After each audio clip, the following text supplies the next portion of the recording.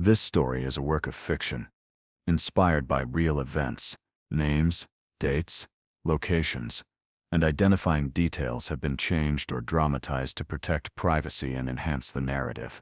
Any resemblance to actual persons, living or dead, is purely coincidental or used fictitiously. This content is intended for entertainment and educational purposes only. It does not aim to glorify crime, promote violence, or pass judgment on real individuals. Viewer discretion is advised. Some scenes may contain mature, disturbing, or triggering content. What you are about to watch could have happened anywhere, to anyone. It's inspired by real events. Whispers of truth, buried beneath layers of fiction. We've changed the names, the dates, the locations, but the emotions, the betrayal, the fear, those are real. This story is not meant to accuse, only to reveal, to make you question, who do you really trust? If stories like this keep you thinking, long after they end, hit subscribe, smash like, and drop your theory in the comments. Now watch closely, before the truth disappears again. Sunlight cuts across the kitchen. The kettle hisses. Daniel Brooks lifts his daughter into the air and steals a kiss from Claire as pancakes darken at the edges. He laughs, easy and full, the sound bouncing off tile and glass. He is not rich. He is not famous. He is solid, a teacher who stays late, a father who carries sleeping weight to bed, a husband who remembers the small things. He folds laundry badly and grins when Claire fixes the pile. He scribbles jokes on sticky notes and hides them on the fridge. He promises a beach trip once grades are submitted. He taps his wedding band against the mug, a quiet rhythm of belonging. Margaret Hale, Claire's mother, arrives with a container of stew and a thin smile. She scans the room like a ledger, eyes landing, counting, judging, moving on. Daniel offers a hug, she offers her cheek. It looks ordinary. It feels ordinary. He pockets his keys. He kisses his daughter's hair. He winks at Claire. The future seems straight and wide. For days later, this same house will hold black clothes and muffled voices. People will speak of Daniel in the past tense. They will say the word accident. They will whisper ocean. They will avoid the word sharks. But the truth isn't in the water. It's in the rooms where love felt easy and trust felt permanent. It's in the breath before a secret breaks the spine of a family.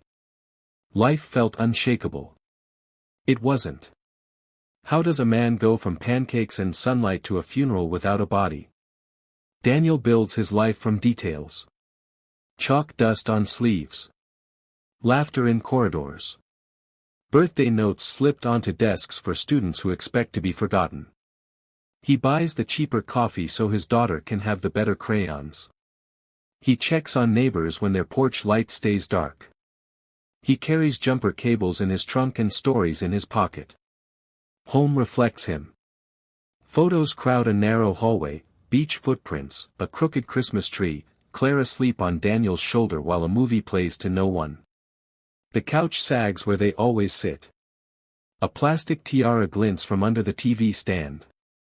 The fridge wears grocery lists and bright drawings secured by magnets that never match. Claire breathes easier when he walks in. She teases his bad folds and kisses his good intentions. Their daughter curls into his chest during storms, counting thunder on his heartbeat. This is the world that matters, small, soft, honest. Margaret stands just outside that softness. She brings food, advice, and questions that land like pins. She offers help before it's asked and glances at the door locks twice. She notices the mail. She notices the calendar. She notices everything. And she smiles, thin and tidy, as if kindness were a task to complete. Tiny shadows form. A drawer in Margaret's home that stays locked. A number on a statement that doesn't align with a story. A phone call that ends when Daniel enters a room. Nothing loud. Nothing provable. Just air changing temperature by degrees. Daniel shrugs it off. He grades papers, burns toast, fixes a wobbly chair. He chooses trust because trust is how a family breathes. But the house listens. The walls remember. The photographs hold more than smiles. Even in this light, hairline lines creep under the paint. They wait, patient, for pressure. Silence arrives first. Short, sharp, purposeful. A call stops mid-sentence when Daniel steps through Margaret's doorway.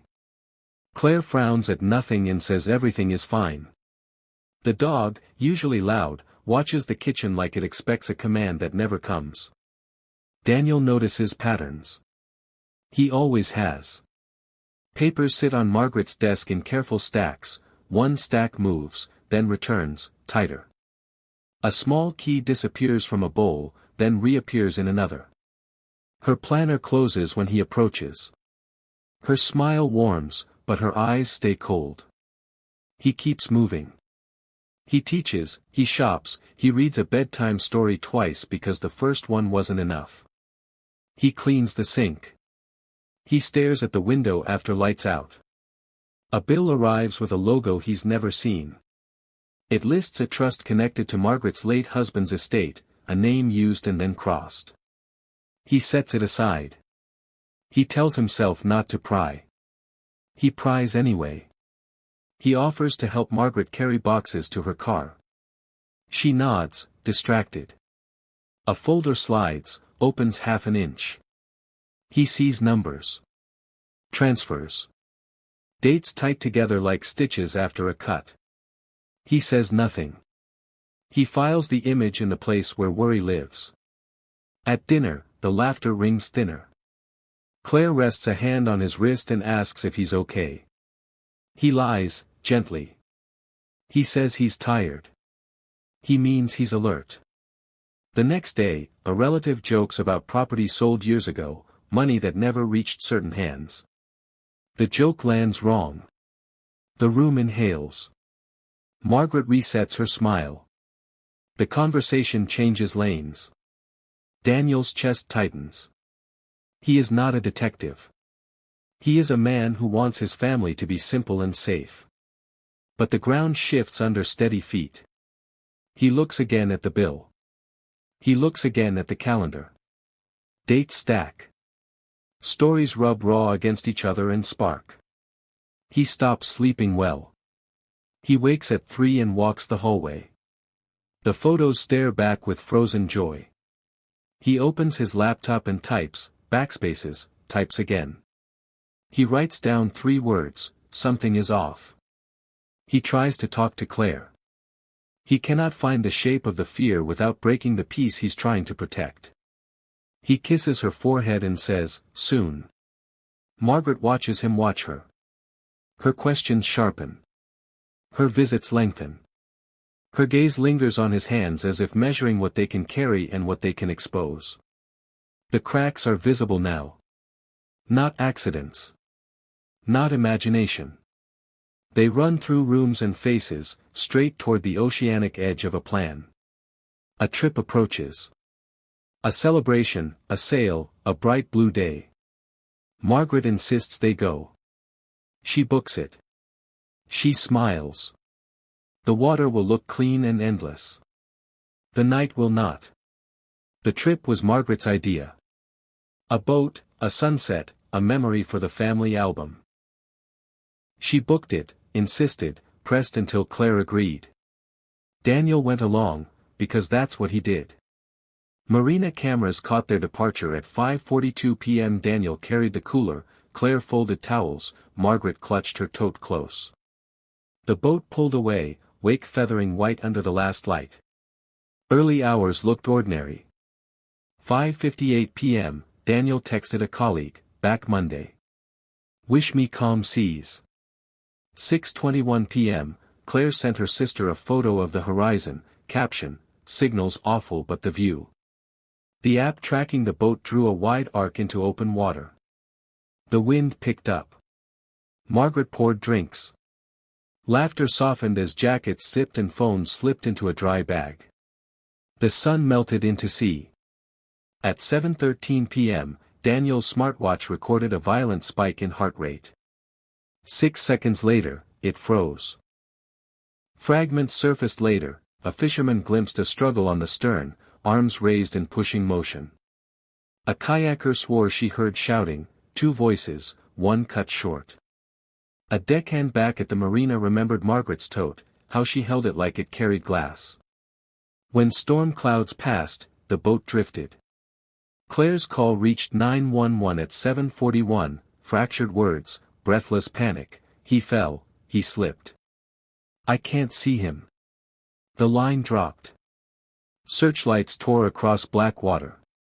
Helicopters shredded the sea into shards of silver. Nothing surfaced. No hand. No cry. No body. Back on the cruiser, subtle signs waited.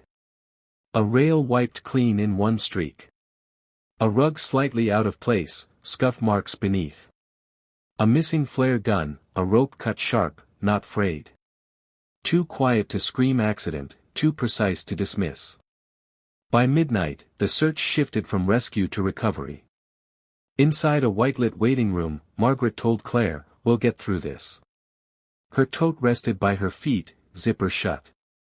Claire's hands shook too hard to hold the cup of water. Daniel's phone lay bagged on the table, screen black, salt drying in patterns that looked like maps. The night ended without answers, only absence, and a silence as wide as the ocean. Theories multiplied in the days after. First, a rogue wave. Clean, sudden, merciless. But records showed no swell strong enough to pull a man from steady footing. Second, alcohol. The cooler held only juice and seltzer. Toxicology on glass residue found not whiskey, but something else, trace sedative, its name written later in reports. Third, despair. A man who jumped. Detectives looked at Daniel's life. Graded essays sat unfinished. A child's science project waited for paint he had already bought. His car keys hung by the back door. He was planning, not leaving. Fourth, a prowler, a stranger at sea. Marina logs and cameras erased that possibility. The only prints aboard belonged to the family. Piece by piece, the ocean lost its blame. The storm was sharp, not savage. The glass told a story stronger than chance. The rope ends didn't fray, they sheared. The missing flare gun wasn't drift, it was absence with intent. Eyes turned inward. Suspicion shifted from sea to shore, from accident to family. Claire gave the same story each time, her voice breaking at the same words. Calls on her phone proved panic, not performance. Margaret's words, by contrast, lined up too perfectly. Times precise, details tidy, emotion subdued. She remembered where the sun sat but not where her tote rested. She remembered the color of a wave but not the rope she cut from view. The community clung to denial. Vigils glowed at the pier. People whispered tragedy with less conviction each night. Detectives stopped searching water. They started searching rooms.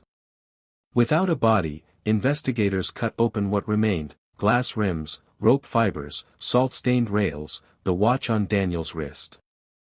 The sink glass tested positive for zolpidem, fast-acting, disorienting. Not his prescription.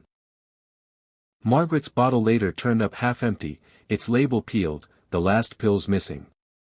On the stern rail, beneath a screw head, lab techs found a smear. Oil mixed with cosmetic powder, too specific to ignore. It matched a compact later seized from Margaret's tote. The rope told its own story. One cut, clean and deliberate. Beneath the fibers, bleach residue lingered, same as the faint trace under the galley rug. A box cutter discarded in marina trash matched the blade packaging. Luminol lit a trail from galley to stern, faint prints, uneven, as if guiding a man too weak to resist. Then came the watch. At 7:12, Daniel stood calm. At 7:13, his heart rate spiked to panic. At 7:14, movement stopped, sudden and final. Saltwater silenced the device at 7:19. Science spoke clearly. A hand had guided his fall. The weight of evidence pressed heavy. Financial records revealed years of quiet transfers, Margaret's name tied to estates and properties that bled money into her control. And deeper back, the echo of another accident, a business partner lost at sea years earlier, the case closed, the paperwork too neat. Claire didn't see the evidence. She only held her daughter as she asked when her father would come home. Claire answered with hope because grief had no script. Detectives slid photographs across a table, the rail, the rope, the compact, the receipts. Margaret's face stayed fixed, her voice steady. You can't prove a wave didn't do it. But the wave theory had already drowned. The case no longer searched the sea. It turned to homicide. Margaret Hale wore composure like a tailored coat. She answered gently, eyes steady, voice even. Calm can be honest. This calm felt engineered. In interview 1, her timeline clicked. In interview 2, a minute slid, sunset remembered earlier, a phone call remembered later. By interview 3, small phrases betrayed strain. He should have stayed below, she said, then winced at the wording. She called it grief. Detectives called it leakage. Her hands revealed more than her mouth. Fingers tightened when the rope was mentioned. Her gaze stuck to the tabletop whenever sedatives came up, only lifting when questions drifted elsewhere. She corrected details that didn't matter and skimmed past details that did. Digital forensics cracked her veneer. Recovered searches surfaced, mixing sleep aids and alcohol, overboard incidents no body, trust distribution when no will filed. A transfer to a quiet account, dated 48 hours before the trip, bore her credentials. Not a fortune, but a pattern. The town split along fault lines, those who had known her stewardship for years, those who only now saw its costs. Candlelight vigils dimmed into worried conversations. She loved her family, people said. Loving isn't proof, others answered. Claire stood between histories. She sat for questioning with a tissue crushed in her fist, speaking in fragments, choking on the space between mother and husband. Detectives didn't push her. Her face already carried the mark of someone being pulled in two. When Margaret returned for a fourth interview, the room was colder and the table more crowded, photos of the rail smear, the cut rope, the purchase receipts. Detectives didn't accuse, they arranged. Evidence became a quiet wall.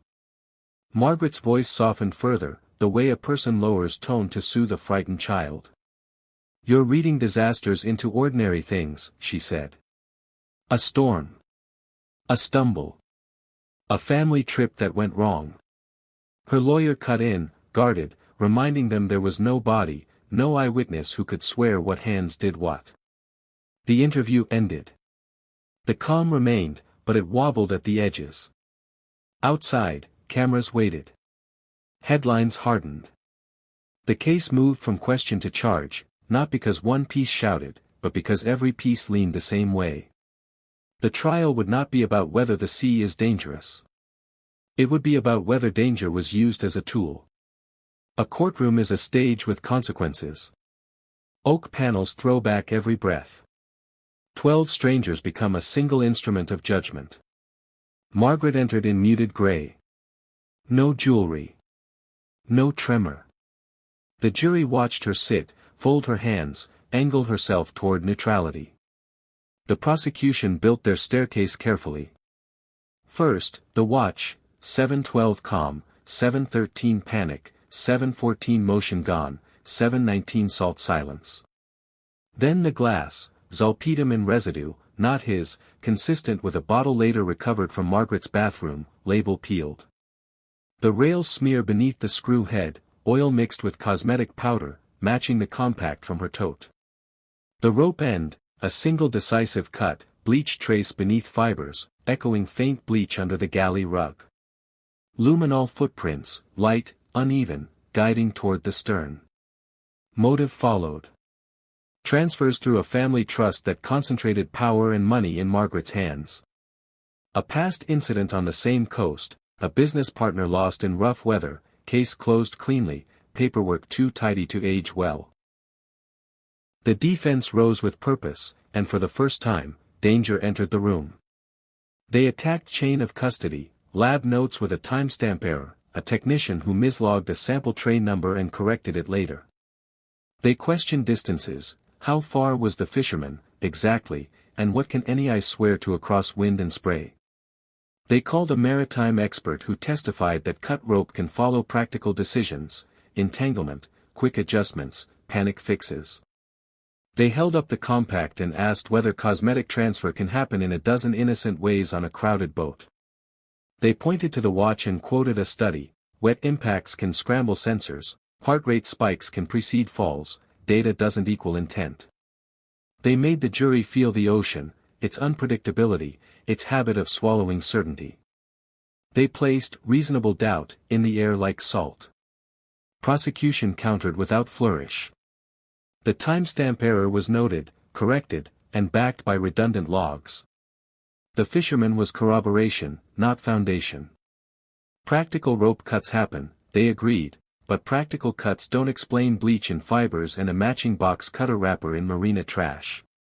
Cosmetic transfer can be innocent, but not under a hidden screw head facing the water, at a location consistent with someone leaning hard outward.